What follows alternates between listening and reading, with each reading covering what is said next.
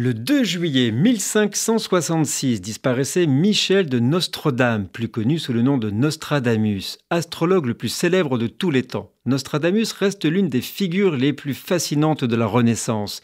Il est né en 1503 à Saint-Rémy de Provence dans une famille juive.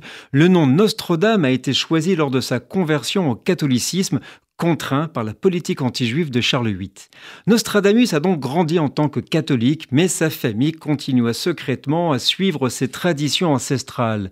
Ses deux grands-pères étaient médecins à la cour et l'ont influencé dans son enseignement à la médecine, la kabbale et l'alchimie. En 1522, il entra étudier à l'université de médecine de Montpellier, puis il partit exercer la médecine et l'astrologie et participa aux soins des victimes de la peste bubonique.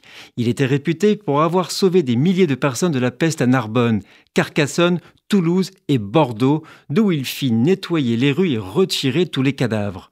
Devenu célèbre dans toute l'Europe, lorsqu'il revient à Montpellier pour passer son doctorat, une foule se rassemble pour l'entendre. Il développe un vif intérêt pour l'astrologie et les prophéties. Il était sollicité par les citoyens fortunés pour leur horoscope. Il devient l'un des favoris de la reine Catherine de Médicis. En 1554, il écrit un ouvrage de 10 volumes contenant plus d'1 millier de prédictions. Parmi elles, on peut citer la mort du roi de France en duel qui a été effectivement réalisé lors d'un tournoi royal en 1559. D'autres pensent que Nostradamus a prédit le krach boursier de 1929, la Seconde Guerre mondiale, l'assassinat de Kennedy, la Révolution française et même la montée et la chute d'un dictateur allemand nommé Hitler. En 1564, Nostradamus est nommé médecin et conseiller de Charles IX.